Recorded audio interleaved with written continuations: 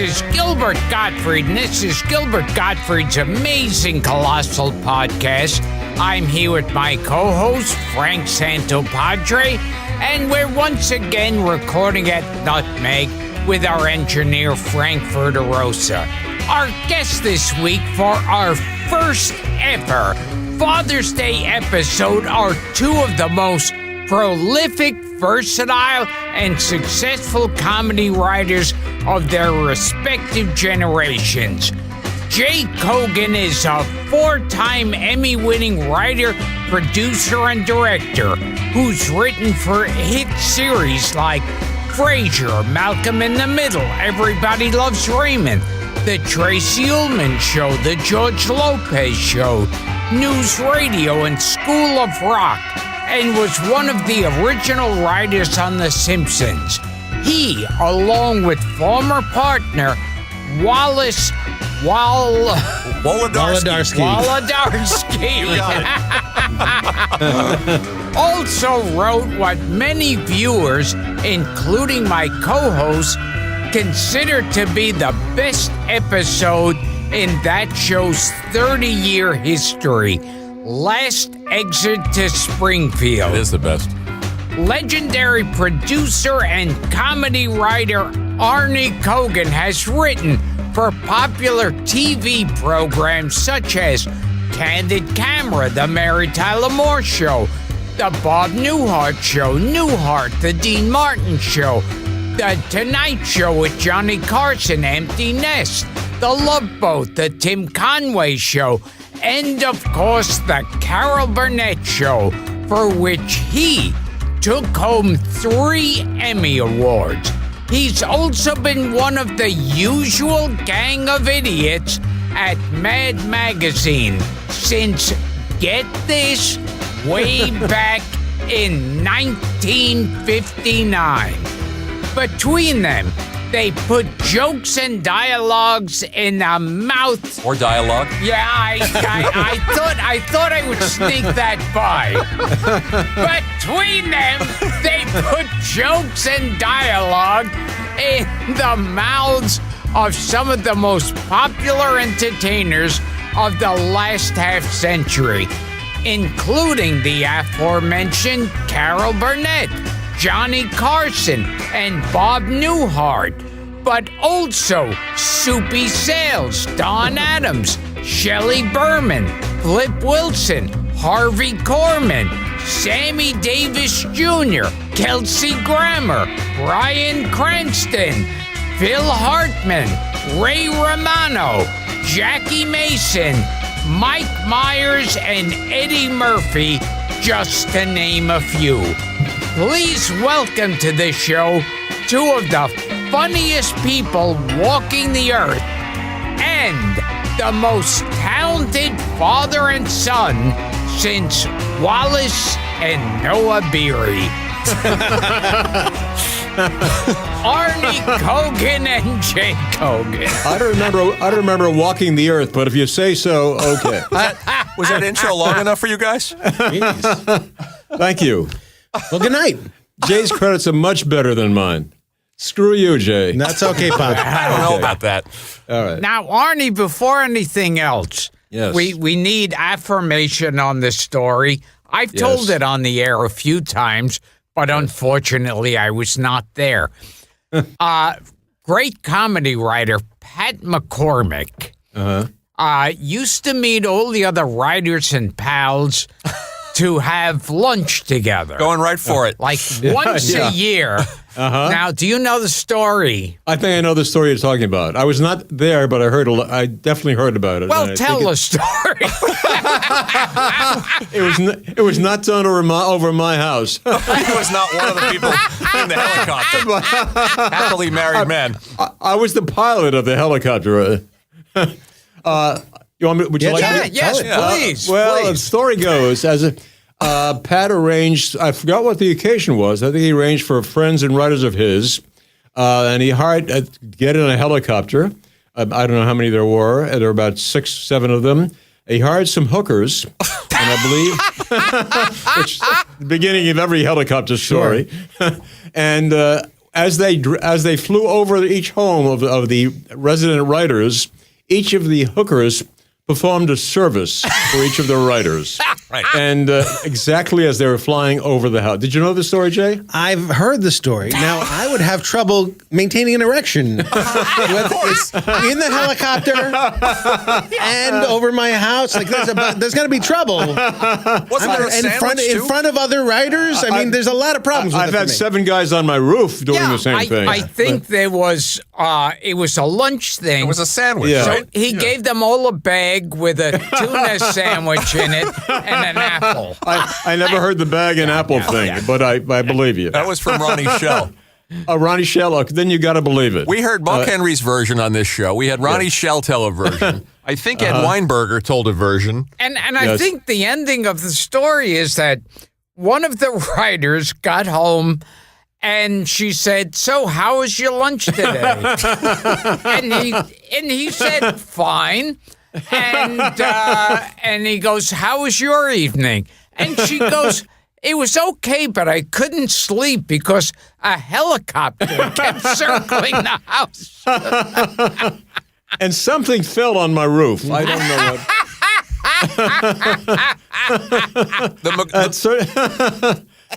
That's Troy. It's got to be true. I wasn't there, but Poor Pat has done many things like that, and I'll tell you more about it later. But yeah, that's probably true. Yeah. Yes, You especially since Ronnie Shell mentioned it, of course. Yeah. Well, you hang out with those Army Yes, Army yeah, guys. I mean, you're a member of that. I've been there since the beginning. Yes. And name the people who are a member of the Army. I don't know who those 7 people were.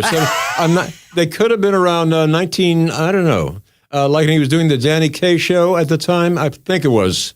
Name the people in Yarmy's Army or in the helicopter? in the And helicopter. Yarmy's Army. Oh, Yarmy's Army. Yes. Or Yeah. name the hookers who are in the helicopter. They're all the hookers are presidents of Yarmy's Army.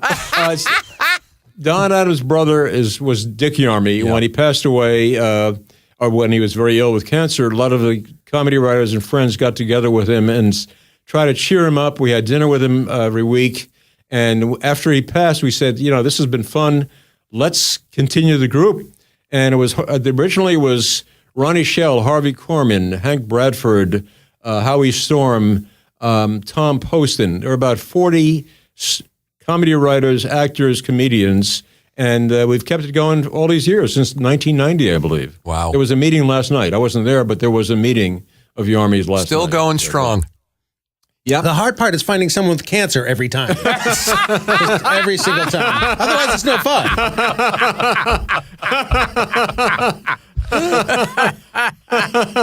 Well, you wrote something nice about Pat when he passed, Arnie. I think it was in the Writers Guild magazine. I did a whole thing was about sweet. Pat. It was sweet, and it was very great affection for Pat, and he did incredibly. He was a bizarre, brilliantly funny guy, tall man, very tall man, and he did well. I'm trying to think of all the amazing things he did. Well, I mean, I like that he wore a priest costume. Well, he did. Yeah, he would.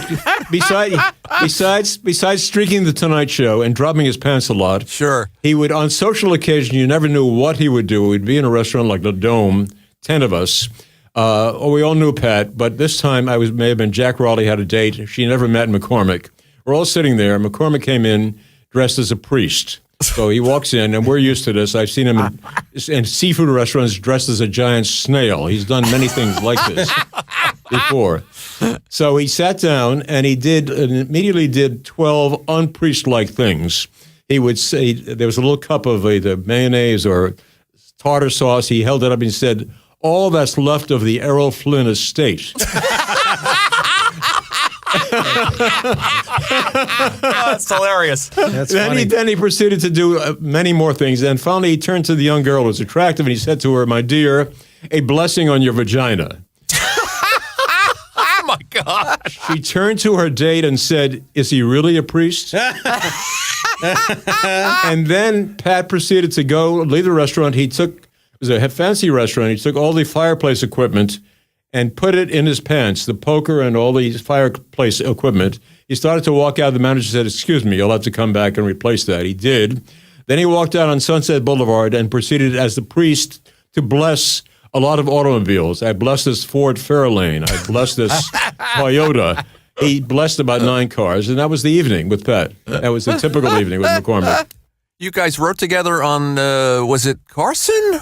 No, it was we wrote together on Carson, but we first met on a show called The Funny Side. On The Funny Side. Oh, Bill Persky's show. Bill Persky and Dunoff, and Gene Kelly was the host. As a host, he would do everything except sing and dance. He just that was trying to break out of that cellar of singing and dancing. The stereotype. So we had premise was 5 couples, an older couple, a younger couple. Burt Mustin. Burt Mustin was the old couple. The girl, Queenie Smith. Queenie Smith. John Michael Lembeck. John Amos, the black couple, a blue collar couple, a urban couple, Dick Clare and Jenna McMahon, who later performed and wrote for Burnett. Cindy Williams was part of the younger couple. Michael Lembeck, right? Michael Lembeck and Williams, yes. Yeah. So 5 couples would just do the funny side of newspapers, the funny side of weather, the funny side of relatives. One week we had a guest host, Jack Benny. McCormick and I were by the way, preceding that, Sam Donoff said to me, why don't you work with McCormick? We're going to put you in the room with McCormick. And he was like a rock star. He was like my idol. And it was like going it was like an apprentice electrician working with Thomas Edison. I said, okay, I'll work with him. And it was great. And our first week there, we did some stuff for Jack Benny. So I worked with McCormick and Jack Benny in the same week. It was brilliant. Wow. And it was terrific. So we met there, and then we did, for about 2 years, work together on comedy material and The Tonight Show again. We did a lot of projects together. Yeah. And I always like to hear, what was Jack Benny like to work with? I just met him that one time. I heard he was delightful and terrific. I knew some Benny writers, and he was a very sweet guy. And I think the best Benny line ever on his radio show was not your money or your life. There was one episode when he was in a tour bus going through not he, but there was a tour bus going through Beverly Hills, and the bus driver said, and here's the house of Gregory Peck, and over here is the house of Alice Faye, here is the house of Clark Gable, and over here is the house of Jack Benny, and you hear, getting off. Getting off. That's funny. So what about the McCormick story? And Buck Henry told us this, but I've heard that we've heard another version of it, that it wasn't Pat McCormick, that it was actually Jonathan Winters. And Jay, you know this story too. It's a famous showbiz story that a woman asked him for directions, and he takes out his junk and starts pointing and says, "Follow this. You see this vein? This is the 101." Yeah. I heard that's true. Yes. Yeah.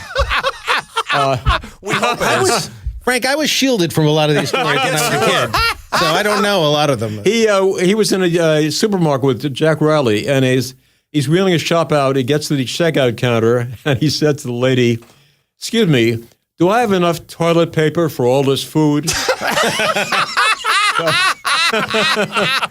Also fantastic. Yeah, but he'd drop his pants a lot. He would do a lot of crazy. At his memorial, when he passed away, in tribute to Pat, a lot of the guys got up on stage, and we dropped our pants. We got up on stage, and about 20 of us dropped our pants. So. I love that. Yeah. Jay, this is a jump, because I said we were going to jump around a lot. And you wrote something nice. Your dad wrote something nice about Pat when he passed, and you wrote something nice about a friend of yours, somebody you knew a long time in the business, Gary Shandling. Oh, yeah. I mean, when people die, it brings back memories of that person and memories of that time in life. And Gary was a very influential guy to me. I worked on It's Gary Shandling show as a PA, so I basically got him yogurt a lot. And if you've there's something traumatizing about watching Gary Shandling eat yogurt because he had pretty big lips, and the yogurt didn't all go inside the mouth; it stayed on the outside.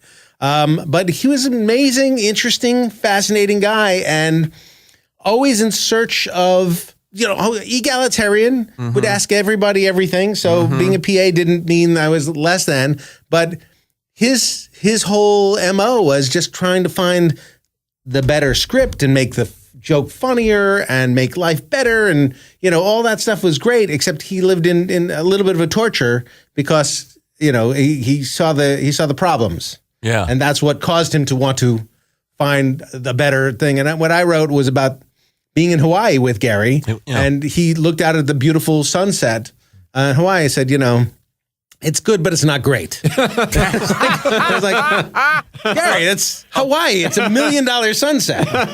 And no, it's not great. And so I was, I always wished for Gary to be happy with the sunset. We had the same therapist. He went more frequently than I. He went like 4 times a day. I went every springtime, 1 hour to a therapist. You really did have the same therapist? I love that. Yeah, we did, yes. But I only went there once a year. Dad should have gone more. How well did you know Shandling, Gilbert? Did you guys cross paths a bunch? He was one of those guys I would run into a lot, and we'd talk. He was friendly. The only real Shandling story I remember is after I had a burst appendix, I had to get another operation to sew my stomach back together. And I was talking to Gary about it, and he said, "When hospital are you going to have it?" And I said, "New York Eye and Ear." And he said, "Well, that's kind of a strange hospital. Don't you think it should be New York Stomach and Ass?"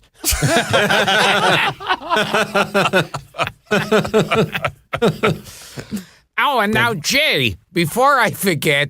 Gilbert. Yeah, fuck you. I was never asked to be on The Simpsons. That's on purpose, Gilbert.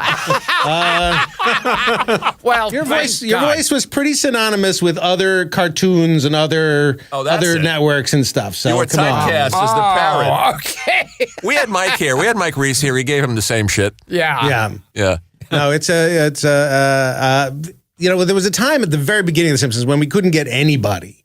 And then immediately after it became a hit, we began to get anyone, which was amazing. I once tried to get Bruce Springsteen to come on the show, and no, I couldn't get him. John Landau, his manager, I could get on the phone and kept saying, well, maybe he'll do it. Maybe he'll do it. And then I saw Bruce Springsteen at a movie theater in Los Angeles, and I ran up to him saying, Bruce, I have to talk to you, not realizing he's a rock star and people are haunting him all the time. So I'm a big guy, and he was with his wife, Patty, or girlfriend at the time, and basically he protected her from a crazy lunatic. And I said, we've been trying to get a hold of you for The Simpsons. We wanted you to do the show. He said, I'm definitely going to do the show, for sure. And then he walked away. He never did it. We got Sting to do that instead, but he may have done it later, but we got Sting to do it. Oh, and also, at one point, when you were much younger, you wrote a Bob Newhart script that you showed to your father. Yes. Yes. Let's hear about that. Big mistake. He did not like it. To be fair, I was, how old? 15 years old? 16 years old? Maybe younger. I'm not He was sure. working on the Bob Newhart show. He wrote it every day of his life. I wrote a spec script, and I'm sure it was awful. I mean, every spec script I read is awful. My comment was, Jay, page 9 is shit. No, He told me, hey, you know what? You might think about being an agent or a lawyer. I really pays. I thought Jay would be a very good agent. I really did. Yeah. Well, he's being a loving dad. He wanted something more secure for you. But to turn the tables, years later, when Jay was on Frasier, I went up to pitch stories to Frasier, to Jay, to my son. There were some pretty good ones. They turned, Jay said, let me talk to the guys. I didn't sell a single one, but I loved coming in the room, pitching to my son. That was a great feeling for me. To come in. Turnabout. It's fair. It's true. No, we've had, and my son is now a musician. He's 16, and he's very much interested in becoming a musician. And to me, I keep saying, you could be a lawyer or an agent or something. Yeah, same thing. Well, I got to say... Go ahead, Jim. I had that same thing because, I have 2 kids, and now I think about it, and I think in terms of, I would rather they go through the trash in the street and find bottles and cans that they could turn in for 5 cents because it makes sense to me. Right. Showbiz makes no sense. It makes no sense, and the amount of time and effort to go and then and put yourself out there and risk everything, and then chances are it's not going to work out. The bottles and can things is a guarantee. It's a lot. He went to Bottle and Can Junior College. Remember, I wanted to say. I got to say that Jay was, and he's heard the story many times, one of the funniest young men ever. When he was 11 years old, I was at a wedding or something, and Jay was at the same wedding. And to be kind of funny, I put a whipped cream mustache on my face, on my lips, and go to different tables and say, "Can I get serious for a moment?"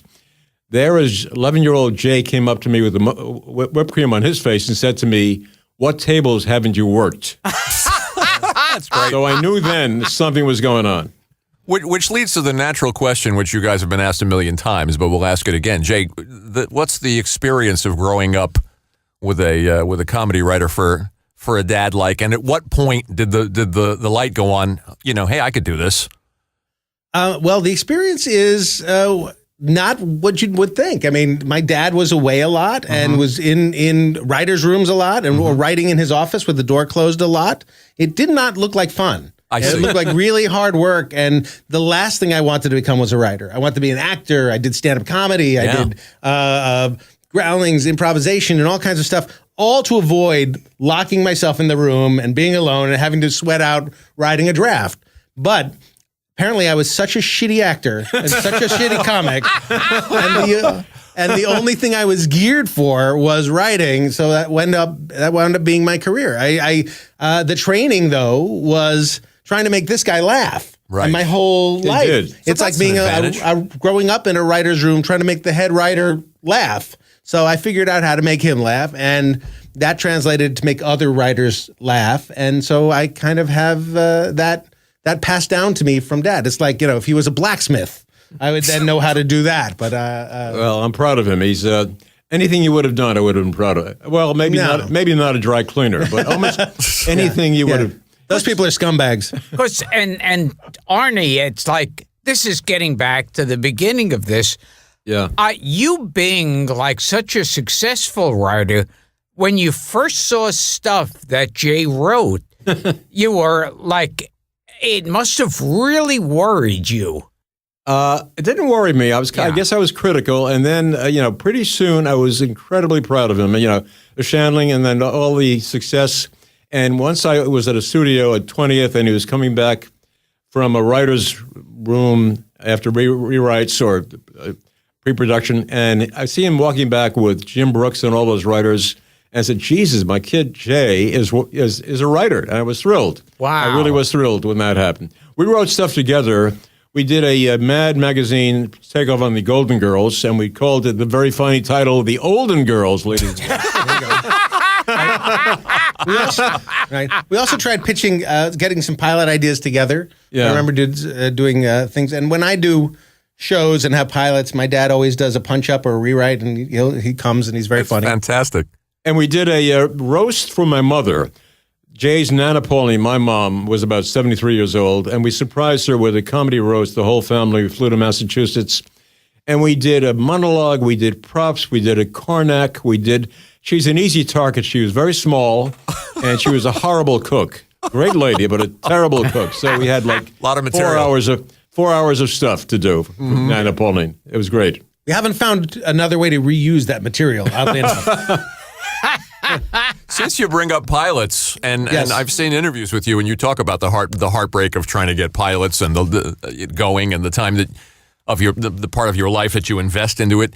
Do I have this memory? We met 20 years ago, and on the Fox lot when you and Wally were on The Simpsons, and you guys were working on a pilot called Monkey Jungle. Did I dream this? Monkey World. Monkey World. It was Monkey World, yes. Okay. And it was a great pilot, and it almost got made, except for the head of Fox. It got bought by Fox. The guy running Fox at the time was named Sandy Grushow. And Sandy was notoriously not a great executive. And he bought it and just couldn't figure out. It's a very weird show, very funny. I thought very funny idea about a millionaire like Trump who loses everything except one asset, which is a shitty amusement park in the middle of Orlando called Monkey World. So he has to rebuild his empire I liked it from Monkey World. And he and it was everyone. It was like a bidding war for the pilot. Fox got it, but then Sandy wanted us to get like Robin Williams to star in it. Robin Williams at the time wasn't doing TV anymore. He was way in the, like, he kept saying, if you get me 3 movie stars, we'll make it. It was like, well, you bought it. And a good actor can play it, and we can make that person a star if you just let him be in the show. But of course, he wouldn't make it. So he wound up killing the show based on that. But we know Sandy Guscio. We like Sandy Guscio now. We see him. I grew up kind of with Sandy Guscio. I liked him as a person, still do, but I don't think he was a great executive. He admits to me, actually, now that he was not a great executive. That those days were not his best days. And I admit I'm not a great father. So we get, great father. No, I'm kidding. Okay. I like the kid, Jay. No, I will not accept a joke about that. I think that was 92 when we met at The Simpsons. And Monkey, I didn't get to remember the name, but Monkey World stayed with me all these years. Yeah, I think it's great. And here's another thing I always wondered about. Whenever I would see those bits with Tim Conway and Harvey Korman, where Harvey Korman would inevitably crack up. Right.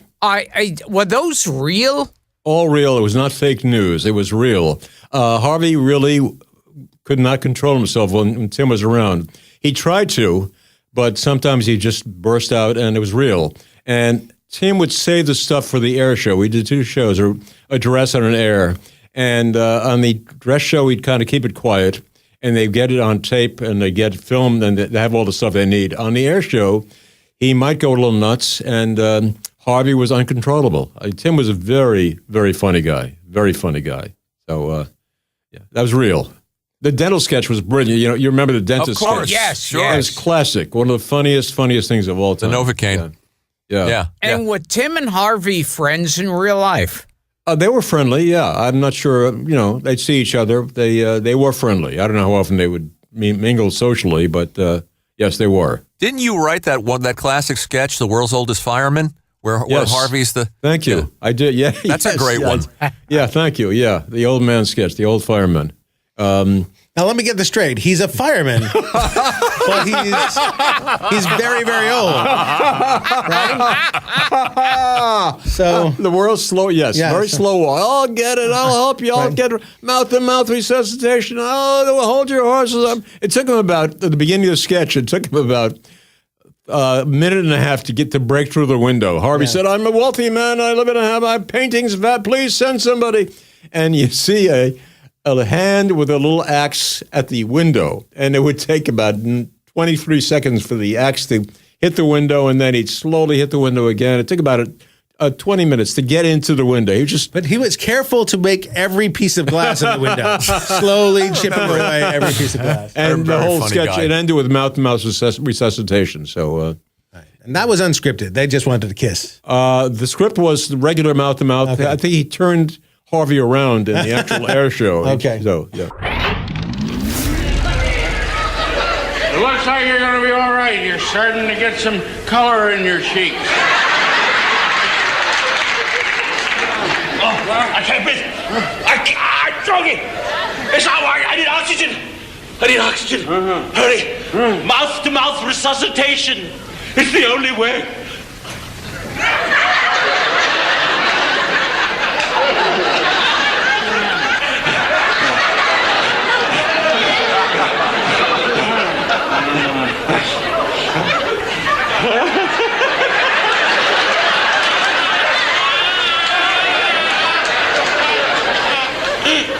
Where are you from?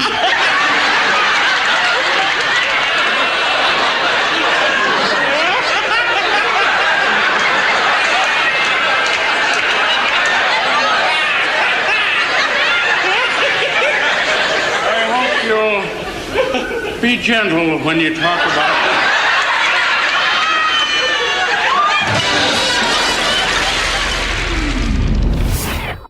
Somebody we had on the show, was it Ronnie Shell or somebody who was friends with Harvey? Maybe it was Dick By the Van way, Dyke. why was Ronnie Shell on the show? I'm just It's a curious. good question. Twice. Somebody was Ronnie here. Shell was on twice? Yeah. Well, this show is show business history, so we're in it for the stories. But somebody told us Harvey was a bit of a hypochondriac. He may have been. I didn't notice that. Yeah. Except when I banged his knee once, and he starts. Well, no, okay, that's all right. I was once banned from the Carol Burnett show for asking Harvey Korman an inappropriate question from the audience. Well, do tell. I said, I used to go to every taping of the Kevin Burnett Show. We used to go. It was great. It was an amazing show to watch. They did it almost live. I mean, they would do a sketch, there would be music, and they would change settings, and they would go. It took something like an hour and 20 minutes to film an hour show. It was just so fast and so good. And there was a dress rehearsal and then a regular show, and they both were fabulous. I used to go, and in between when they were changing sets, sometimes Carol would come out and sometimes Harvey would come out and take questions. And I asked a question, some version of what's it like to be a second banana? I was asking that sincerely. I didn't think a second banana was an insulting term, but my parents did think it was an insulting term. So I had to apologize to Harvey, and I was banned for a year. You also at one point said to them, I understand the first dress show didn't go that well. You said that. Yes, I used to say things like that too. I was kind of an asshole kid. Speaking of watching Dad work, you did when you were a kid. What were you now, 7 or 8 or something? When you were on the Dean Martin show? Yeah. I was 5 years old. His sister was 7. Yeah, there was a Christmas show, and all the kids were on the special Christmas show, like the DeLuise boys, I think Dennis Weaver was the Dennis Weaver. It was fabulous. We would go there, and I would see people singing and dancing and having fun, and I thought, this is work. It seemed like such not work. And it seemed so fun, and I thought, well, this is, I should do something like this, just not what my dad does, which is lock himself in a room, but something fun like what they're doing on stage. And it is fun. By the way, it turns out it's a really fun thing when you get to do it. It's a great job. The Dean Martin show, I worked on there one year, and I got to meet Dean Martin once. First day of taping, Greg Garrison, producer, director, brought the 4 new writers on stage. Said, Dean, these are the new writers this year. This is Ed Weinberger. Hello, Ed. This is Treva Silverman. Hello, Treva. This is Stan Daniels. Hello, Stan. This is Arnie Kogen. Hello, Marty. I shook his hands. Never spoke to him again. Never corrected him. Never spoke to him again in my life. So he had the name wrong. You're in good company. You called him Arnie, and Dino called him Marty. Yeah. But that night, was it Mom? Not 3 weeks later, my wife Sue was at Stefanino's restaurant on Sunset Boulevard with an associate of Steve Lawrence and Edie Gourmet. Her name was Judy. It still is Judy. And she's sitting at a table, and Mort Viner and Dean Martin are 3 tables away. Mort recognizes Judy Tannen and said, oh, there's Judy Tannen. And who is with her? Oh, one of the writers' wives. Come on over. Sue spent an evening with Dean Martin. I got Hello, Marty. Wow. Right. 2 different lifestyles. Oh, wow. She has a much better lifestyle than I have. And Jay, you worked with Tracy Ullman. Yes. And Arnie, you worked with Carol Burnett. And you said there's a difference between... There is. Yeah. Both are very funny. The difference is... Carol, almost like Sid Caesar could not relate really to an audience. Carol could. I'm not sure how well Tracy was at just related to an audience, but Tracy's what made Tracy a very interesting and great actress is her ability to mimic a person. Mm-hmm. I don't think she doesn't come from loving a character necessarily. She comes from the idea of what's funny about that character, what are the flaws of the character, and how to exploit it. Carol is just a lovely woman, and she's trying to have fun, and she conveys her warmth from all the characters she did. Even when she was like Miss Hannigan and Annie and the evil villain, she's still great, and she still exudes. She's still lovable. A life force that's worthwhile. Tracy buries herself so deep in the character that you don't necessarily see that same life force. You don't see that same. More than that, Carol, the key to that show, I think, was the Q&A, questions and answers. She got in front of an audience. You'd be warm and funny and friendly, and that opening 3-minute spot, that was the key to the success of the Burnett show. Conversely, Tracy Ullman would take questions at the end of her show in a robe and alienate the whole audience. Insult them and alienate them. Yeah, so very different. That's the difference.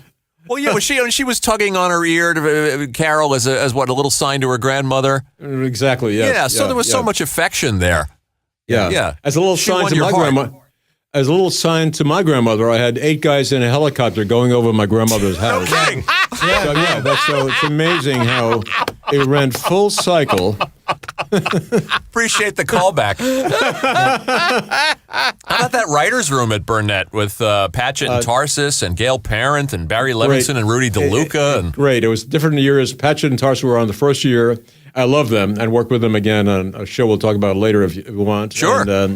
And we just asked Jay Tarsus to do this show, so hopefully he'll come on. Great. Oh yeah. I haven't seen Jay in a while, and then Dick and Janet worked on Parrott. Gene Parrott was very funny. Gene Parrott, great gag writer, and he worked with Bill Richmond, who was the drummer for Jerry Lewis and wrote screenplays for Jerry Lewis, and then Barry Levinson and Rudy DeLuca, and it was a great staff, and it was a great place to work.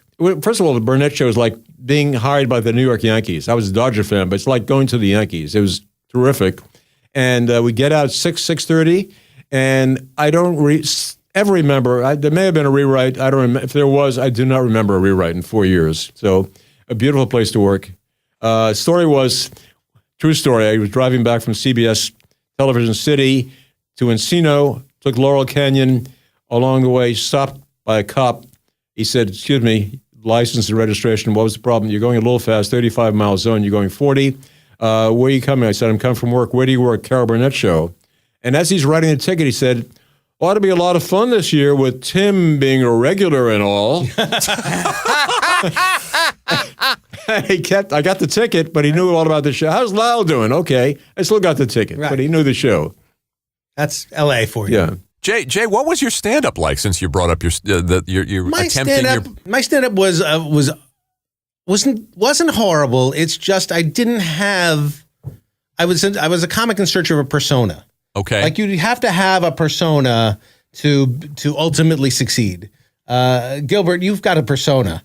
He does. A very clear, wonderful persona. My first attempts at stand-up were just plain jokes, just jokes. Another version of it was trying to be like weird, like Andy Kaufman's kind of. I brushed my teeth to La Bamba. I just put on the record La Bamba and brushed my teeth to it. So it's a little performance art in there. Yeah, I was trying to be funny. I thought it was funny, but I'm not sure it was. And my best version of it was putting on a tuxedo and doing jokes as if I was 65 about kids today. I was 15 years old in a tuxedo, and I would rail against how I did not understand what's that. That's not music. That's just noise. That kind of stuff. And so that was a character I could do, and I got laughs, but I couldn't sustain it. Mm-hmm. So I also hated performing in comedy clubs because a lot of people are there on dates, and they're not there to see a show. They're there to sort of get drunk and giggle and have fun. I went over to the Groundlings, a theater, and when people go to a theater, they're actually more apt to have a show. There are no hecklers at the Groundlings. There are hecklers at the Improv. So I found that just a much more better environment for a 16-year-old kid. No cigarettes, no booze, just people performing. I used to heckle Jay at home. I'd heckle him a lot at home. Mm-hmm. And when you first got The Simpsons, I heard both your father and other people. Yes. Well, how were they reacting? They said wise Grant Tinker, one of the great show business wise men. Sure. I was in a meeting with Grant Tinker who said, "Do not do a cartoon. don't you'll destroy your career." And I said to my dad, I said, I'm being offered this cartoon, and he said, "You just got into live action, into the Tracy Ullman show. You're winning awards. Why would you ruin yourself by going into this cartoon?" Which is completely understandable. Though nobody had ever reasonable. Succeeded with a cartoon at all. It was sage advice from my father. However, my partner Wally and I thought, well, it's 13 episodes. It'll be fun. It's for Fox. Who knows what'll happen? And it just seems really good. Sam Simon and Matt Groening are really funny. It'll be interesting. So he couldn't have known what we knew at the time, which was, the auspices of what they're trying to do is different. So maybe it'll work. It worked. It seemed to work. Yeah, how'd that work out? It worked out okay. Okay. I left after 5 years thinking, how much longer could this go on? I was wrong. 25 years later. Yeah. Al Jean and Mike Reese have stuck it out from they've been there from year one? Well, mainly Al. Al's there day to day. Mike comes in. Mike is a consultant. Mike lives in New York. Right, Mike's and he comes here. in and he consults and he goes in. But Al is the day-to-day top guy at The Simpsons. And yes, he's been doing it day in and day out for a really long time. Mike too, week to week, and consultant. It's not easy to be consultant either, but Al seems to have shouldered the burden with Matt Selman to try and keep the show alive. And I must say, a lot of people, like you, Frank, you're very kind about some episodes we wrote, but yes. I watched the show now, and I think it's just as funny as it was then. And I don't think it's lost a step. I think people have gotten used to it. I think it's sort of like a great restaurant. There's a restaurant here in LA called the Ivy. It's brilliant. It's wonderful food. Every time you go, oh my God, how great it is. But you're used to it. It's there. It exists, and it's been there forever. New restaurants come along and people get excited about it. But The Simpsons is a great restaurant that serves a really great meal every time. And I don't know that the fans appreciate it. They live in a nostalgia for their childhoods about how exciting it was when it first came on. And now a question for both of you. It's like, other than funny and not funny, when you're writing, are there any kind of rules where, no, I would never go in that direction, or I would never try that in comedy? Oh, sure. Yeah. He's got more rules than I do. Yeah. I don't know. I never think about the rules. I just write what seems natural and stuff. Well, that's the rule. Yeah. Does it seem like a character would say this? Would it? Are you writing a joke that's maybe funny but ruins the character or ruins the reality or hurts the show or hurts it's not grounded? Are you writing something that is so alienating that it's going to take the audience out of it? Are you writing something that, there's beyond funny, it's about heart. It's about what are you trying to say? It's all the other stuff about writing. That's the same for drama as it is for comedy. If you can get emotion into a comedy half-hour script or 25-minute script, that's all the best. All the better if you can get some emotion and some feeling. You need to. I think you need to be, in order to be carried away by the story and invested in the story, there needs to be some emotion, no matter what it is. I have no emotion in my life, so I can't translate that into a script. That's true. So, when it happens, it's a lucky break for me. He has a good computer approximation of emotion that he uses. Well, I've heard you talk about, too, how freeing The Simpsons was, because you're writing a half hour. They're going to build one set. You're allowed 3 actors. And in animation, you really could, go anywhere you want to go. Right. Budget is not a consideration in an animated show. So you can write, I always say you can write interior volcano day and actually go inside a volcano. Yeah. They'll build it for one line. They'll do there's no way on a real show will they build an interior volcano set for one line. But you can do it in a, and they won't even do it for a movie, but they can do it in an animated show. The Czechoslovakian army comes over a hill. You're not going to get that in a 3-camera. And that's and kind of The Simpsons was freeing in that you could do all that, and the goal of it at the time was trying to stay somehow emotionally grounded, or at least emotionally invested. So Homer, while being an idiot, still somehow cares about his kids. His wife, although married to an idiot, still somehow managed to care about him. And they want their children to succeed. Even when Homer's selfish, he realizes he owes his children some measure of happiness. Those things, which are thrown out on other shows, were kept on The Simpsons. And I think that made The Simpsons better, although maybe now it makes them old hat. But I actually think it makes them better. I don't think so. I think that's the thing you return to 30 years later is the core, is the relationships.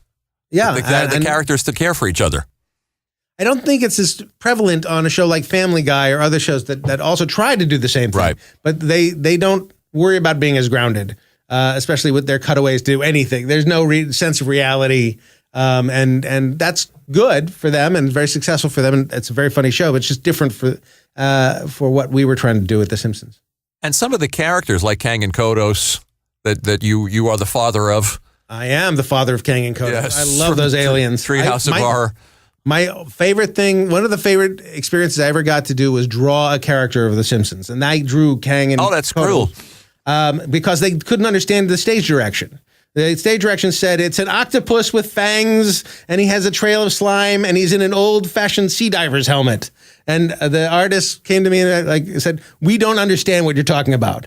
And so I drew, an octopus with one eye and fangs and a sea diver's helmet and like a bad trail of slime, and that's pretty close to what they did. There's two aliens on this show, and Harry does one of the voices, and maybe he does both. I don't know. Didn't you base that on a Twilight Zone episode? Yes. Yes, there was a Twilight Zone episode, absolutely, and we were parodying that for our Treehouse of Horror. I thought it was based on the life of Don DeFore. Wow. I don't know. I could be off here. I'm Don not sure. DeFore Are there any listeners alive who remember This show? Don DeFore? Only on this show. Okay. Wow. Yeah. Yeah. They appreciate a Harry Von Zell reference too. I was about to say Harry Von Zell, There you go. but then I thought nobody's going to know him either. So Don DeFore and Harry Von Zell walk into a bar. That's what we're here for. There you go. There was that Twilight Zone episode where there's lights in the sky or whatever, and the whole neighborhood turns on each other. Yes. They get Oh, wow. paranoid. They all fighting each other. And at the end, you see these two aliens going, "It will be easy. Look how they react to each Wow, other." I missed that one. they could destroy the world. That was their plot on how to take over the world. And they're all being paranoid and afraid something bad is happening, and they convince themselves nothing bad's happening. But in the end, something bad was happening. What a great series that was. Yes. Better than Two Broke Girls. I think. How dare you, sir? I think. I found both equally chilling. Jay, just a question about the voice actors on the show, because you and Wally wrote, was it like Father Like Clown with Jackie He Mason? wrote, yes. Yeah, and Yes, that was fun. then I want to ask you another question about an infamous, I think you'll know where I'm going, a guest voice that you wound up not getting on the show. You know what I'm referring Okay. to? I don't, but I will in a second. What do you want to know about Jackie? How was Jackie to deal great. with, to work with? Well, I had met Jackie Mason years before. He had been doing his one-man before he was doing that one-man show that got him a lot of acclaim. Oh, yeah. I'd seen him perform at Dangerfields. I was a comedy nerd when I was 10 years old and 12, and my mom took me to Dangerfields to see him, and we went backstage to go see Jackie Mason. I don't know how we got backstage or who we knew, but I wanted to meet him, and he answered the door in his underwear, like he doesn't want to hurt his pants.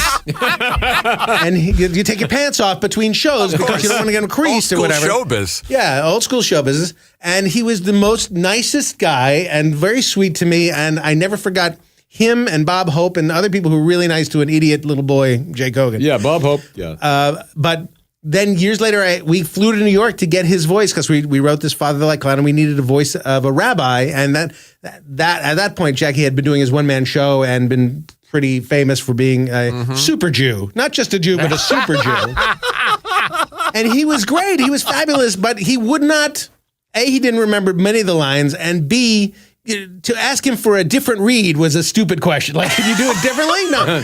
What do you mean, can I do it differently? There's only one way to do it. I said it this way. So he only does his Jackie Mason reading, and there's no, more emotional. I was very emotional. This is not emotional. That's all. He just does one voice. It's his voice, but it's one voice. It's very recognizable. Rabbi, did not a great man say, and I quote, "The Jews are a swinging bunch of people. I mean, I've heard of persecution, but what they went through is ridiculous. But the great thing is, after thousands of years of waiting and holding on and fighting, they finally made it." End quote. Oh, I never heard the plight of my people phrased so eloquently. Who said that, Rabbi Hillel? Nope. It was Judah the Pious. Nope. Maimonides. Nope. Oh, I got it. The Dead Sea Scrolls. I'm afraid not, Rabbi. It's from Yes I Can by Sammy Davis Jr., an entertainer, like your son. The Candyman. If a performer could think that way, maybe I'm completely upside down on this whole problem. Oh. Give Jay a little bit of your Jackie. Let's just treat the boys to the. I just remember my wife running into. Well, we were walking in Florida or something, and my wife ran into him, and she said, "Oh, I'm married to Gilbert Gottfried." And Jackie Mason goes, "I don't like that Gilbert Gottfried. He loused me. That Gilbert Gottfried loused me." And Wow. I still don't understand. You don't know how you loused What does that how mean? I loused him. No, you loused him. Take his word for it. I don't know what that means, but he was a really great. We had to fly to New York to get him, which was another great privilege. Just a fun to go get interviews with people, but he was terrific. He was terrific. I would work with him anytime. Was there an attempt to get O.J. Simpson back before the? Is that bullshit? Not while I was there. Okay. For what role? For some role. I got bad information. I mean, the show's been on for 30 years. I was only there for 5, so only before the incident, obviously. It's possible. Yeah. He's better as a guest after the incident. They're better jokes. Once he's a murderer, it's actually better. And if you do ask him, you'll have to ask him very nicely. Yes. Yes. No, we didn't. We had other sports figures. We had a lot of baseball players on. We eventually had some of the Beatles on. We had, the B Sharps episode with Michael George Jackson. Harrison. Michael Jackson was on uncredited. Really? Right. Yes. Right. And another uncredited Dustin Hoffman. Dustin Hoffman didn't. I recorded Dustin's performance for that show. I went to a trailer that he was doing a movie, and with an engineer and a tape recorder, we recorded lines, post-production lines, and he was great, and he was very insecure. Like, was that good? Am I good? Was that fine? Like, no, you're Dustin Hoffman. It's all good. It's all great. It was the opposite of Jackie Mason. Yes. Yeah. He took a screen credit, Semitic. Yes, Yeah. exactly. Oh, That was the time when I think people were afraid of being identified on this dumb cartoon show. It became a giant hit. And the same thing with Michael Jackson. He was uncredited. I remember one line in that episode where he gives her a very sentimental goodbye that he's leaving. And Lisa, and he goes, "You do believe me, Lisa, don't you?" And she goes, "Yes, I believe your voice, your eyes, your Semitic good looks." That's a sweet episode. It is a sweet episode. Dustin Hoffman the teacher gives Lisa a note, which is supposed to be the answer to everything, and it says you are Lisa Simpson. You are Lisa Simpson, yes. And that is very James L. Brooks, who is one of my heroes. No one else can write something like Jim. Jim can tread on something that could be hokey, but make it new and fresh and unhokey. And he makes sure to make it interesting, but emotionally viable and real. He's one of the greatest writers, of course, I've ever met. And he's a gigantic hero of mine, along with my father. That's an example of the depth of the show, because obviously the show was funny, but here you are, and with the Hoffman episode, maybe 8, 9, 10 episodes in, and you have a moment like that, and you realize, and I remember watching it, and I remember this is going to be something different. This is special. Yeah, and you can also imagine it works on another level. A room full of cynical writers in their 20s who all heard Jim Brooks say that, go, "Ugh, God, this is going to be horrible," and then it comes out and he's, "Oh my God, it's beautiful." Yeah. So you don't know anything when you're 22 and just looking to make people laugh. Now here's a segue. You guys ready for this? Yeah. Because we were talking about Kang and Kodos in space. Yes. And I'm going to go from there to NASA, and we're going to ask Arnie about the Soupy Sales movie. Oh, wow. Oh, boy. Birds do it. Yes. He gave the whole plot away, Frank. There he goes. Well, Hey, everyone in the world's seen that movie. Dad. Don't worry about it. We've seen it. It's like Star Wars. those festivals going on. Yeah. It's amazing. I had no idea I got that gig. I had that job. I was writing for about 2 years. I was doing the Les Crane show, doing some talk shows, and Ivan Torres, the producer, and Marty Ingalls was on the Les Crane show, and somehow he recommended me to Ivan Torres to write a movie. And it was either Ingalls or Jerry Lewis or Soupy Sales were going to star in this movie. And they hired me. And I never showed them a script. I never wrote a script. I had never written a feature movie at all. And there I was down in Florida at Ivan Torres Studios rewriting a script called Birds Do It. Art Arthur wrote the original screenplay, and I was kind of punching it up. And I had no idea what I was doing. And you could tell from the movie when you see it that it looks that way. Yeah. I will say the movie's in color. That's the only positive thing about it. Arthur O'Connell shows up. Yes, and Tab Hunter was in the film. Hunter. Tab was quoted as saying, "This is the worst film I've ever been in my life." So, and he was in Operation Bikini with Jim Backus. So, but I think he's right. He was right. So I had no idea what I was doing, and we thought it would be like a Hard Day's Night, the Beatles film. We thought it would be a hip, trendy, and the director was not a comedy director. He was a director of flounders and sea animals. He did Flipper, and so it didn't quite work out. And Doctari, all those Ivan Tors shows. Yeah, the chimp is in there. Yeah. What's Judy the chimp, who was in Doctari, turns up in the movie. Exactly. Oh, is that the same chimp from Doctari? Yeah. I did not know that. So you have a whole new perspective. Well, Jay. She's on the poster. I should have been able to tell. I know Jay shares our fondness for monkeys. Obviously, I love developed monkeys, a monkey pilot. But I got a screen credit when I was young in my career, so I'll take it. I think. Yeah.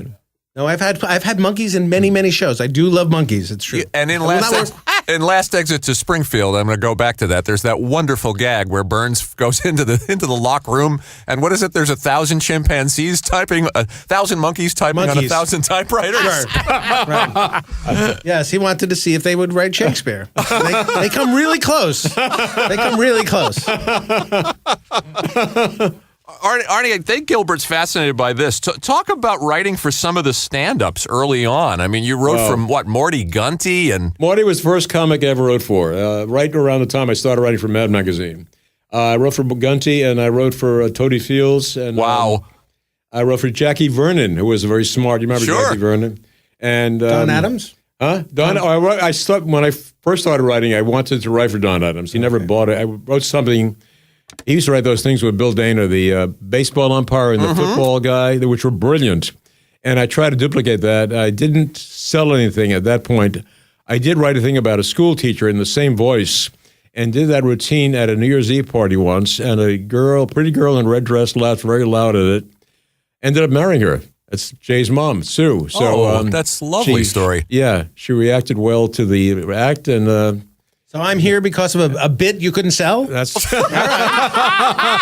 Fair enough. Whatever it takes. I could have been flying over the house with the in a helicopter. You wrote Phyllis Diller some books with Phyllis Diller, but you write her act? I wrote a book for Phyllis Diller, a book for Toady, and wow. I'm trying to think of the others. I wrote a lot of stand-ups for singers that were not very funny. Oh, banter. Banter, yeah. Jackie DeShannon and Nino Tempo and April Stevens. Jackie DeShannon, put a little love in your heart. That's right. Yeah. Yes. Very good. And other singers, Stephen Eady I wrote for many years, Steve Lawrence, and Steve is funny. Steve Lawrence and Eady Gourmet. So, a lot of stand-ups and a lot of singers. Diana Ross, who I never met, I wrote some material for her also. And Sammy? Sammy, I wrote for, there were 2 Academy Award shows that I wrote, kind of. One was for Carol Burnett. She was one of 4 hosts on some Academy Award. And Sammy was also one of 4 hosts on he was a host along with Alan King and Helen Hayes. And my goal was to make him funnier than Helen Hayes. The line I wrote for him that was kind of quoted was, he said, this year they're honoring 2 films, they're featuring 2 films honoring my people, Shaft and Fiddler on the Roof. Perfect. That's a good one. Good joke. Oh, that was the Sammy stuff. Now, I heard a story that Bob Newhart was one time watching TV and Don Adams did one of Newhart's bits word for word. Wow. I never heard that. I believe that. But they work so different. They're not, not the same rhythm. You know? Interesting. Comedian that needs material. And didn't Bill Dana write the whole Byron Glick thing for? He wrote all those. He wrote all those. I think he became Maxwell Smart. Yeah, he and Don Adams wrote those comedy pieces. The lawyer, the baseball umpire.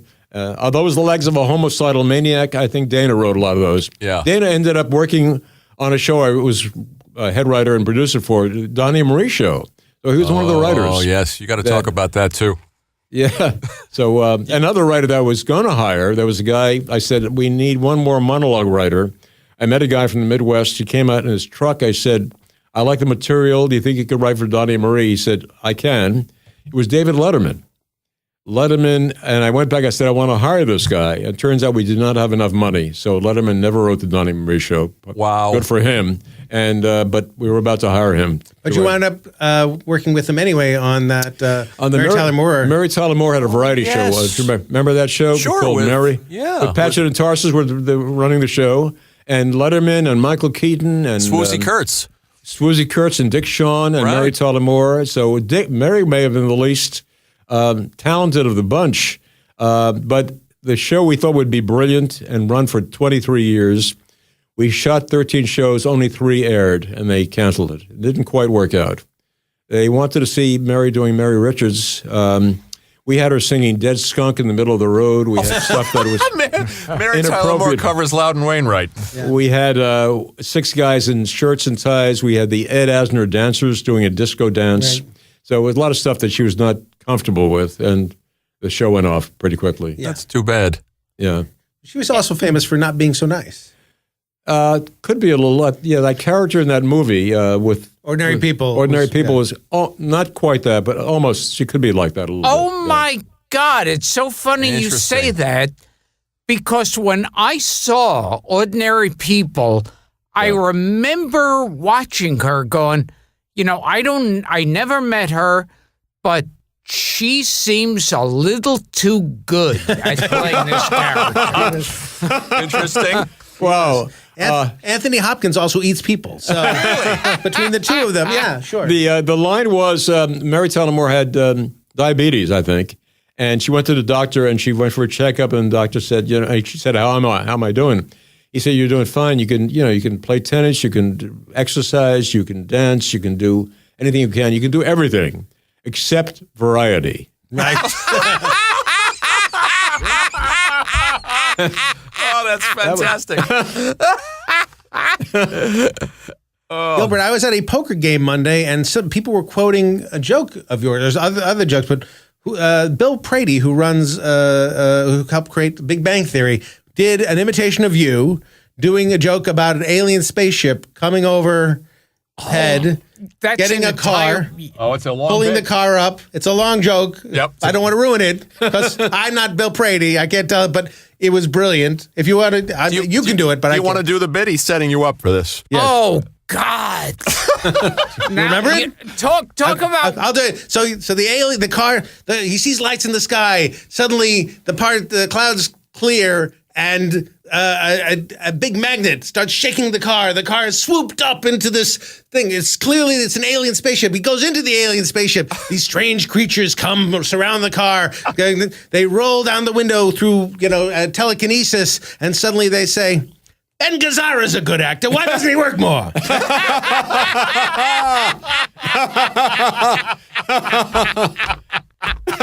that it, Gil? The poker. That's it. The poker room laughed a lot. So we owe you some money. Yep. That's the bit. That's a long way around the bend to get to a Ben Gazzara joke. Ben Gazzara in Roadhouse was great. And I remember somebody told me they met Ben Gazzara. I never met him. And he was there with smoking a cigar, and he goes, hey, do you know Gilbert Gottfried? He goes, oh, the one with the eyes, yeah. And he tells him that bit, and he says, Ben Gazzara starts pounding the table and punching him in the shoulder and go, that's funny. He did not feel that you loused him. No. You did not louse him at all. No, Ben Gazzara said, he loused me. I don't know. He comes to me. Right. He loused me. Do a little, since Jackie Vernon came up, I love to put you on the spot on the show. Oh, yes. Treat the gentleman to a little bit of... Okay. It'll bring back flashbacks for Arnie. Here's some slides from my vacation. Here I am with Manuel, the tour guide. Here's Manuel leading us around the quicksand. Here we are from the waist up. Here's a bunch of hats and ropes. He was a very funny guy. The line I liked best of his was he said he's a dull guy. That was his persona. He said he was once arrested at Times Square New Year's Eve for loitering. That's a good joke. Funny. Somebody told me who was friends with Jackie Vernon that he also had a thing where he would go into a supermarket or a department store, wherever a woman would be by herself, And, he had that big pot belly. So he'd walk up, act like he's looking at stuff, and then he'd suck his belly in so his pants would fall down. Yeah. And that was his big thing of going up to women and doing. Classy. Yeah. Me too. It's a Me Too now. And we can't do that. In his line, in his act, he does a pickup line saying, at the beach, he said, "Excuse me, I seem to have lost my Congressional Medal of Honor around here someplace." A pickup line for him. My introduction to Jackie Vernon was there was a character on the cartoon Underdog that was basically Jackie Vernon. Really? One of the villains of Underdog was Jackie Vernon. And I didn't realize who it was because I was 5. But then I was going through my dad's comedy record collection and I pulled it out and I hear the voice is the same. So some cartoon actor was doing Jackie Vernon and they drew it the villain to look like Jackie Vernon. That's hilarious. But he's in the way that a lot of the Hanna-Barbera characters were named after. We've talked about that. Yeah. How they would be doing Art Carney, Dean Martin or Art Carney or other people. Yeah, exactly. and Luckleberry Hound doing Andy Griffith. Yeah, all of them used to be Yogi Bear was Art Carney. Right. And on the Dick Tracy cartoon, they would have one who sounded like James Cagney or Edward G. Robinson. Well, Simon Bar Sinister on Underdog was Lionel Barrymore. Okay. Basically, exactly right. if you go back and you listen to it. Very popular one, Lionel Barrymore in the cartoons. Also to imitate Ed Wynn in the cartoons. Yeah, great voices. Now, Jay, we were both in the Aristocrats. We were. You were better than me. You know, a fan wrote in, Jay. He set you up, but we take questions sometimes from our listeners, and a fan named Bobby Maggio wrote, "I need to ask Jay who did his favorite version of the Aristocrats." So now you're really on the spot. I would say me. I did my favorite version of Aristocrats. You're asking somebody whatever. You get to do your own version. That's the whole point of the joke, is you get to do exactly the version you want to do. I do the version I want to do. Yeah. For me. You call them the Sophisticates, I think, right? Yeah, well, that's another variation of it. Sure. A little bit. Yeah. You guys had never met? You and Jay have never crossed paths? I don't think so. Interesting. I have met Gilbert, but he wouldn't remember meeting me. Join the club. He's a famous celebrity. Gilbert, do you remember meeting me about 35 years ago? Oh, my God, no. Thick of the Night. Oh, my God. I was one of 18 writers in the room there. Try to burn that out of your memory. Why would he remember that? Fuck was on the script. I try to block out. Same here. Toughest show I've ever done in my life. I've done a zillion shows.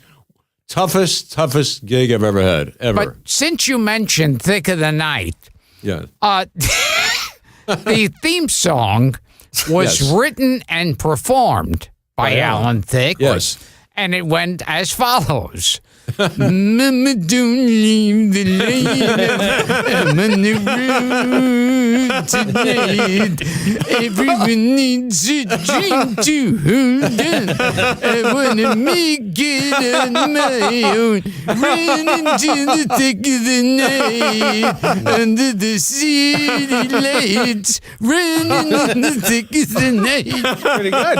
Oh, wow. That's pretty good. That's great. That's pretty good. I was talking about that an hour ago in the car coming in with Jay. I said I want to get a recording, all the theme songs of shows I've worked on, the Jackson 5, the Donnie Marie, Newhart, and Thick of the Night. I want to get all these things. I'm going to handle that for him. I got it covered. That's a birthday mix. Yes. Right there. Well, on the Donnie and Marie, you were working with, maybe not with, but Sid and Marty Krofft. Sid and Marty preceded me. Oh, okay. I came in. Oh, no, they were there the first year. Yeah. And then I came in, myself and Ray Jessel, a partner I had at the time, were brought in. Mike Ovitz was our agent. He just got us on the show. You guys are going to be head writers. I said, really? How did they have head writers? Well, you're going to go in. And we were head writers. And I enjoyed it a lot. And Sid and Marty were there.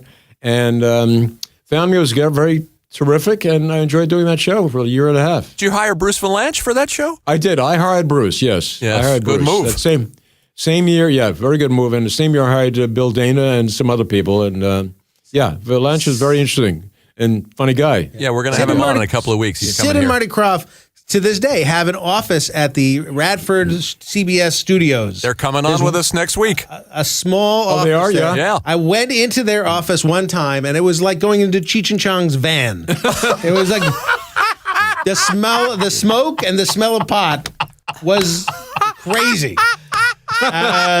So I know what HR Puffin stuff means. I get it now. And yet they I got deny that to this day. Every time All right. they're interviewed, they deny that there's any drug connection to any of their creations. And Okay. Sid and Marty. They would know better than me. Sid and Marty. Somebody did not impression. They described Sid and Marty. They said, Sid and Marty. They'll have a production number, and Sid will say, "Let's have 200 dancers in chandeliers and exquisite costumes coming down these gold staircases." And Marty would say, "Not 200, 3 dancers." He'd be the money guy. Right. Sid would be the artistic guy. That was the difference. Now, Sid did all those shows with Liberace and Judy Garland Yeah, he did back it. in the Yeah. day. Yeah. Yeah. But like the Diane Marie show, for some reason, they always had each year, like they had an ice skating production Lot of number, skating. but Yeah. like every opening was ice skating. Always ice skater. But yeah. what the fuck was that about? I mean, I never. like that's not a production number. Do the same thing. I think it's a cost-saving measure. We have an ice skating rink to amortize it. We'll do it over 22 episodes. My next production meeting note was going to be, "What the fuck is this all about?" I never did that. I was Water. about to- Then they did one with a pool. Yeah. like, it's like it made, as a child, it annoyed me. I thought you guys could do better. The Simpsons did a great send-up of one of those Sid and Marty shows, of the Brady Bunch Variety Hour, where they did the Simpsons Family Smile Time hour. yeah. And it's so Yes. spot on. It's such a brilliant... It's so easy to make fun of that. I mean, know. to have a sitcom suddenly become a variety show is not easy and not pleasant. Those poor kids. Arnie, Yeah. I don't remember much about the Jackson Variety Show, but I was doing research on it, and you had Joey Bishop was on it, and Here was Muhammad the Ali. thing, yeah. Well, the Ray Jessel and I, again, it was a summer show that we did. We did 4 episodes, 4 half-hour episodes. It was the Jacksons without Jermaine. There was a contract thing going on. Jermaine married the daughter of the Motown, and only every Jackson except Jermaine did it. And Janet was around 9. There was another Jackson around 9 or 10. Michael was 16. And it was a lot of fun. The guests were Joey Bishop, Ed McMahon. John Biner. That was later. They later. later picked the show up, and as a regular season, I was doing Donnie Marie. That I see. I couldn't do it anymore. But it was fun to do 4 shows with the Jacksons. They lived in Encino. We lived in Encino. Jay, you remember we had a party? Yeah, we had like a premiere party at our house where the Jacksons came over. They came over. And it was like us and the Jacksons, and I think not a word was said. Well, no, there was. We spoke, and Buzz Cohen came over. He was a consultant, and at one point in the evening, Sue's mother, Nana Chicky, was there. So at one point, I see Nana Chicky, Sue's mom, talking to Marlon Jackson. What the hell were they talking? I have no idea. No idea what this 73-year-old lady and Marlon Jackson. I have no idea. I just remember them being they were speaking. incredibly shy. Like Janet Jackson trying to talk to her, she was incredibly shy. Michael was also. Yeah. Michael was at that time. There should be a Kogen flow chart, too, with all the different people that you guys have worked with, because you both worked with Michael Jackson. That's true. Yeah. Michael, but I knew he grew up in the neighborhood, so I kind of ran into him a couple different times. Like at a local pizza place around the market and stuff. Yeah, he was not as he was not quite as sheltered when he was a young guy. Yeah. We got No oxygen tent. We got to ask Arnie about Mad. Yeah. Arnie, we had Al Jaffe here. Oh, great. On the show, maybe about a year ago. Going strong. What is he, 95? Yes, yeah. 94, 95. 94. Did he have any snappy answers for you? You bet he did. Okay. You know, and when I was a kid, I was a credit reader, and I was watching the Carol Burnett show, and I said, wait, Larry Siegel, Stan Hart, Arnie Kogen, these are the same guys from that I'm reading in Mad. Yeah. Yeah. We all did the Carol Burnett show. Larry was the first guy, not the first. Larry preceded me by a couple of years, and I came along, and Jaffe was there also before me. It was great to write for Mad. My first comedy sale ever was Mad Magazine. I had always wanted to write comedy in some form, and I saw Mad. I said, this is great. And I wrote some spec Mad stories, and I brought them to Mad, and they Feldstein and Jared DeFuscio at the time said, "Oh, this is not right for us. If you want to bring them someplace else, you can." I went there, and that time there were like 23 in person. There was Panic, there was Nuts, there was Think, there was all kinds of crazy magazines. I brought all the stuff to Panic magazine, said, this is good. You have anything more? I said, I can do some more. I gave him 17 story ideas. He said, I want to buy all of them. I said, great. He said, but I cannot pay you until 12 months from now. I said, well, I don't know if I want to do that. He said, well, you can turn around and go back to Mad if you want. Went back to Mad, and I submitted 3 of the stories. 2 weeks later, I got a check in the mail from Mad Magazine. One of the biggest thrills of my life, ever, ever, ever, aside from this podcast. Of course. So, the first time I sold a piece to Mad, I got the same thrill. Yeah, it's very exciting. It was. Better than the honeymoon, isn't it? Right. Yeah, it was. Yeah, it was. And you still go ahead, Jay. No, I still write for Deferred Payment Magazine. Do you? It's not, it takes a long time to get. Do you stay in touch with those guys, with Angelo and Mort's out on Long Island? Well, Mort I speak to once in a while. Larry Siegel he's in his 90s now. I saw him at a rehab center about 6 months ago. Physical rehab, not drug rehab, just to make it clear. I see Sergio every once in a while. Yep, Sergio. He's the best. My God, he is great. the genius. To me, he's the genius of Mad Magazine. He is a genius. Notwithstanding my father. Yes. But I mean, just as growing up, reading every episode of Mad, what's happening in the margins, or when he seemed to me to be the funniest thing. The drawn-out dramas. Yes. Yeah. I think Frank Jacobs is a genius. Absolutely. He's great. Your dad is a genius. Jaffe, I agree. Certainly. Jacobs is brilliant. Jaffe, a funny thing, I left Costco about a year ago carrying a pizza. And a guy said to me, did you just buy a pizza? And I said, my snappy answer was, yes. So I called out Jaffe a half hour later. I said, Jaffe, I needed your help a half hour ago. I wish you were with me to give. Had nothing for the guy. Well, Gilbert, you're a Mad reader from way back, and one of Arnie's specialties, along with Celebrity Wallets, which I always enjoyed. Oh, thank you. But one of Arnie's specialties were the parodies, the movie and the TV parodies. Oh, yes. He did Botch Casually and the what was it? And the Some Dunce Kid. Some Dunce and Kid, Least Horizon, the wonderful parody of that terrible Russ Hunter musical. Didn't know anyone read that. Wow, thank you. Thank you. Yes. Yeah, a lot of stuff. I remember the word or sound "yich" was always very popular. That was one of the sounds, yes. I don't know if I wrote that much. Blech a lot. Blech and yech and Potts Reby. So Verschlugener, Titanic would be Titan-yich. yeah, yech and yech were in there quite a bit, yes. And one joke that seemed to have been in every single movie parody was one person going, I can't take it any longer. And the other one would go, you mean the guns and the bloodshed? And the other would go, no, this dopey movie. So you read my stuff, huh? Arnie, I go through those things today. The eight James Bond movies. Oh, well, thank you. That's great. You took the right classic stuff. Thank you. Now that's all collapsed. Now the Mad Magazine has restarted. I know they're out. They left and they went out west. And it's hold up. I stopped writing for them about a year ago. I did 58 years with Mad Magazine from 1959 to last year, and I've typed my last for Schlugner, which is the bad name for a sad novel. My last for Schlugner. Type my last for Schlugner. And I think The Godfather was something like The Clodfather. It was The Oddfather. The Oddfather, yeah. Siegel did that. The funniest story ever for Mad was written by a guy named Tom Cook, who wrote for Bob and Ray. He was a writer for Bob and Ray. Koch. Koch. Right. Yes. And he had a thing called 43-Man Squamish. He created a game, a combination of rugby and soccer and football and 12. It was brilliantly hysterical. I was pounding the table when spit soda through my nose. Very, very funny stuff. Well, he wrote those great Bob and Ray bits, the Slow Talker of America and all that. Like that's Komodo the guy. Dragon. I had no idea they had a writer, but then when I found out they did, I went, holy shit, that guy's a genius.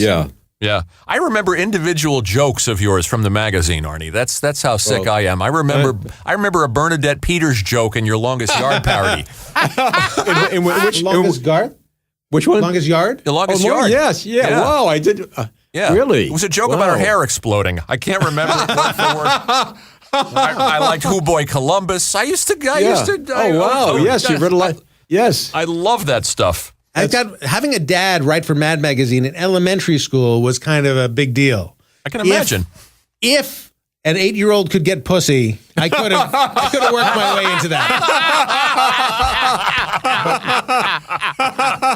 Shay, I'm calling your mom. Unfortunately, I'm getting on the iPhone and calling you. The best I got was an extra chocolate milk. That's the best I got. I got nothing.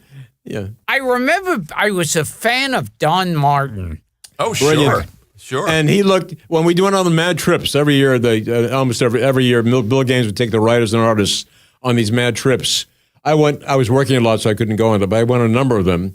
Don Martin was there. Don Martin looked nothing like what you'd expect him to look like. He looked like... He didn't have a giant head with crazy ears. And feet that folded. Yeah. The TV series Adventures in Paradise, I forgot who the good-looking star, that's what Don Martin looked like. He looked a very handsome guy, very quiet. On the mad trips, he said like 2 words or 4 words, all true. But he looked, nothing like what you'd expect him to look like. But the mad trips were great. Gaines would take the writers and artists and production people someplace in the world, and we'd have a zillion laughs. Yeah, I know Dick DeBartolo and I know Al. So we've heard the legendary stories of the trips. Yeah.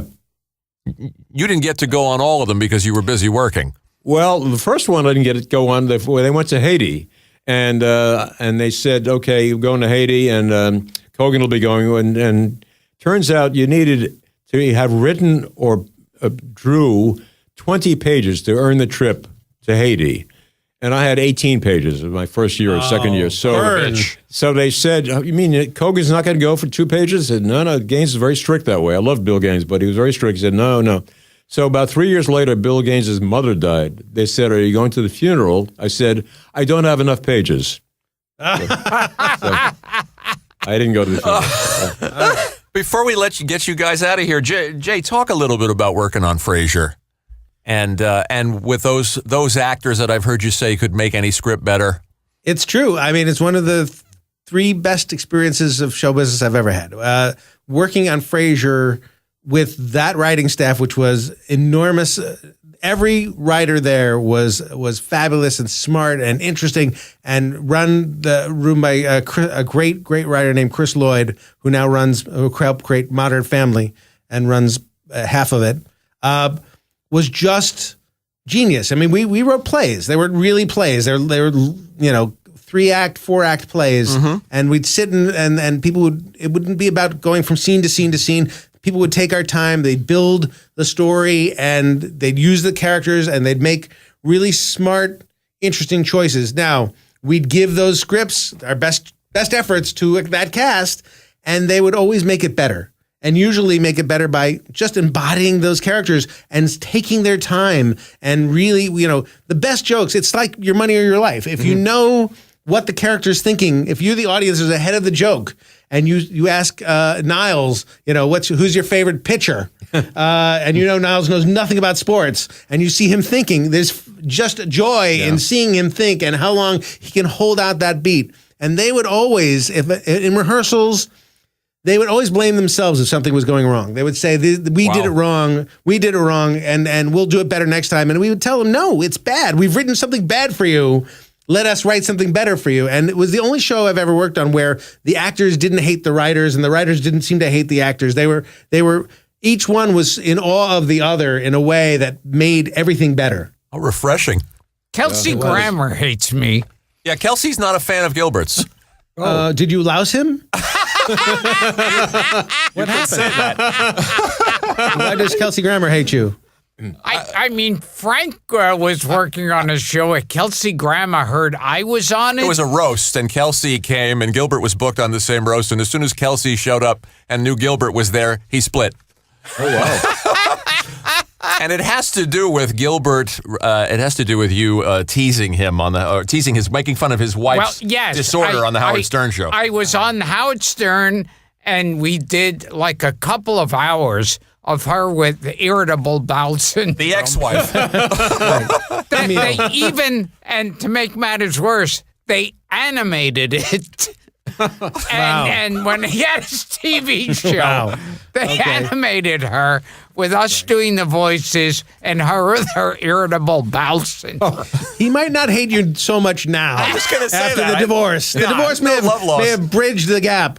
But Kelsey, by the way, is and was genius, wonderful, and one of the greatest stars of any show I've ever worked with. He led people in a very positive way on the stage and made everybody's lives better and clearer. So, on this side, Gilbert, I'm sorry, I have to take Kelsey's side. I have to leave that. It's only right. He's leaving. He left the room. Jay took the headphones off and left the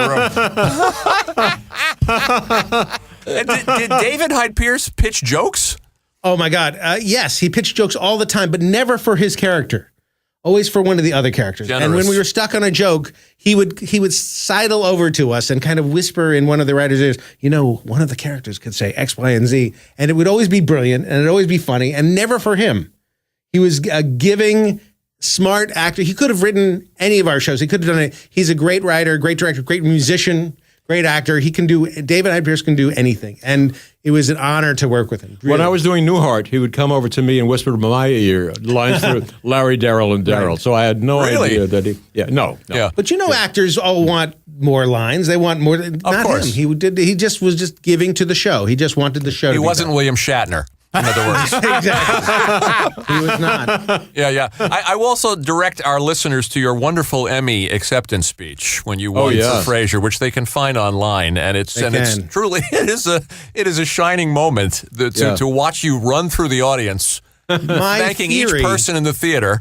Yes, I tried to. Roberto Benigni had been on the Academy Awards that year, and I decided to try and do Roberto Benigni as best I could. And I also wanted very much to sort of hug and kiss celebrities who didn't know me. I wanted to just run up and grab people who didn't know me and just say, "We did it! We did it!" But unfortunately, the only people in my aisle were actually people I knew. Yeah. So it was hurting my bit. So I ran up and then I did a bunch of jokes. Yeah. Kelsey was there, and Hank Azaria and Helen Hunt, who I'm friendly with. But what I tried to do, which is, I don't believe awards really mean that you are the best of anything. Awards are just kind of bullshitty. But what's fun is to be able to give a speech and make jokes in front of an audience is fabulous. I was a 16-year-old kid trying to brush my teeth to La Bamba, so I'm willing to do anything for what I think will get a laugh. Well, it's great. You thank Sam Simon for taking a chance on a well-protected rich white kid. Yes, well-connected.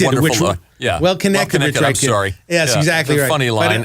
But, I had pages of jokes lined up, and I started to get joke after joke, and I started to get played off. And this will bring back to Bruce Valanche, who was writing on the Emmys and sitting in the booth, told the director, "Let the guy go. Let the guy go." So Bruce Valanche is responsible for me getting the full speech out. I didn't know that till now. Wonderful. Yes. A little payback for exactly. maybe Did you dad. tell them a line about your mom, about the real estate? Oh, well, I don't want to spoil it for the people going on the internet, but yes, I do a lot of jokes about my mother being a real estate agent and all the people. And it's fine. Well, tell us something about John Mahoney, who just passed. The great John Mahoney. Rat bastard. Oh, my God. Thank God he's dead. Thank God he's dead. I would have killed him myself if he hadn't already died. Fuck him. John was, I don't think I worked there for a bunch of years. I think I said 3 words to each other. He came in. Really? He did his job. He was like a journeyman actor. He came in, he did his job. He liked acting. He liked doing it. And then he went home. And that was his thing. It was not... He was there. He loved acting and he loved doing it. He didn't make a big deal about it. And he was really smart and special. And he fully brought his humanity to the part. And was a grounding force to that show. And the combination of his character and the other characters were what made that show good. If it was just, a bunch of effete guys, without sort of a blue collar bent, it would not have been a good mix. So he was strong. He never missed a line. He always was funny, but he never played anything for a joke. He played everything for a reality, and that is a great lesson to all actors who want to be funny. play the reality to committing to that reality as best you can. That's what's funny. Oh, we Even just if had it's a heightened somebody reality. on saying that. We just had a comedic actor on saying play it like Strindberg. I think it was Ed Begley. Ed Begley Jr. We just had on. Well, he said play it like he could be funnier. He could be funny. But I'm telling you, it's like when they were first making Airplane, the studio wanted to fill it with comedians. right. And they They fought said- that. Oh, They yes. said, Yeah. no, dramatic actors. Yeah. Good No, I move. mean, but I mean that so silly. There, the dramatic actors sort of grounded it and sort of played it straight, allowed it to sort of get back on tracks for for more time for the jokes. But even in a show like whatever, any comedy that's worth its salt has actors who are trying to embody a reality. They're not winking at the camera. They're not playing it for big gags. The second you do try to play it for big gags, you're ruined. You're done for. That's it. And I think George Burns liked to have actors on his show because he said they believe it, the Yeah. lines they're saying. Yeah. The actors and Fred Allen. So I don't know. Arnie, we're going to let you guys get on with your lives, but quickly tell us either something about Tom Poston, who we love, Yeah. or I love the book, the yeah. great Richard Mulligan, who we also love. I knew Poston better and loved him and was very kind of close to him. And, big loss. And I love doing the Newhart show. All the Newhart shows I did. And Tom was a big part of that. So, Newhart for me was like Jack Benny, and he was a reactor as far as doing comedy. But Poston, I knew him from the Army's Army, and I've known, in fact, when I moved into a building recently, 10 years ago, I bought his apartment in Los Angeles. But Tom was a beautiful, really, the phrase beautiful guy is the wrong phrase, but he truly was. Poston was great. Very sweet. He was sweet to me too, Yeah. and we were friendly with his son. And he's as you grow up, you meet people who are star-like and people who are just people. And Tom was just good people. And he was kind of edgy when he did a comedy bit. He had a lot of edge to him. The quiet Tom Poston character, the handyman, was not really what Tom was all about, but he was kind of slick and very funny. I liked him a lot. Yeah, he's the kind of guy that would have just been so perfect for this show. We tried to get Bill Dana, and Bill was in failing health. Yes, right. We try to tell the history through these guys. Yeah. It's so rich. There's so much of it. Yeah, all those guys, the Steve Allen guys. You got anybody else on from that show, or they all? I think we lost them all. Well, Louis Nye's gone, and that's Pat Harrington's gone, and that's true. We didn't. Yeah. We started this 4 years ago. I mean, we're thrilled with the people we have been able to get, including both of you. I remember talking briefly to Bill Dana on the phone shortly before he died, and I remember, boy, I was looking forward to because he was still funny. Yeah, very funny guy. I spoke to him just after he died, and he was still funny. Really? Still had it. What do you got coming up, Jay? I'm driving Dad home. Yep. Or he's driving me home. And then Pollo Loco tonight. You're directing these days. I try to direct. I can't. I seem to. There's one person who will hire me, and that's me. Okay. I wind up hiring myself a lot because I'm very good. But I want other people to hire me as well. But yeah, I've been doing a show that just got canceled, The School of Rock. I directed a bunch of them, and I directed the show before that, Wendell and Vinny, and now I've got a few pilots going. You did a show with my friend Max Burnett. You did The Troop with my friend Max. The Troop, absolutely, Yeah. And I got to direct there too. So I've been enjoying directing because it gets me out of that locked room that I so dreaded as a boy, and actually working with actors and to me that's so much more fun to work on the stage with actors. I'm going to go home now and put Jay in a locked room. I'm going to lock him in a room. What do you think, Gil? Wow. That's a show. Well, it's like now I know you've never used me on The Simpsons, and now I've got some guy on the what was that? The Big the Big Bang Theory, Bill Prady, who has never used me on the Big Bang Theory. Well, wait a minute. They did guest voices on Frasier, and Jay never used you on that either. Oh, okay, that's good. Right. And Arnie, it's so good working with you again. Every fucking 35 years, we're going to do this. See, would you rather me work with you or work on the Thick of the Night? If those are the choices. No working is better than working on Thick of the Night. I got to say that Alan was very nice with my daughter, who passed away last year, but when she was 13 years old, she was a tremendous hockey fan. Went to the Kings games. Alan, who was big with the hockey group, he arranged for the auditorium to write "Happy Birthday, Jill," and then invited her up to the Forum Club and had one of the Kings players, Butch Goring, who had never said 5 words his whole life. He sang "Happy Birthday" to her, so it was a huge, huge thrill. Wow, we appreciated that very much. Yeah, It's worth a year of horror from the Thick of the Night. Yeah. We had Alan on the show. Oh yeah. Yes. Well, Gilbert had had history with him. Yeah. And I switched wives with him. Okay. They did wife swap. Yeah. Did you and Belzer do a bit where he was ventriloquist and you were his dummy? Yes. I seem to remember that a little bit. I seem to recall that. Yeah. Dick and Stinky. I would sit on Belzer's lap. Yes. Yeah. I sat on his lap last week. It was not received very well. Guys, we can't thank you enough for this and for Thank you. Thank you. What an honor and a pleasure. Oh Thank my you God, very I much. can't. I've had more fun doing this one than any in 20 shows. Wow. Just pure Thank you. laughter. Thank you.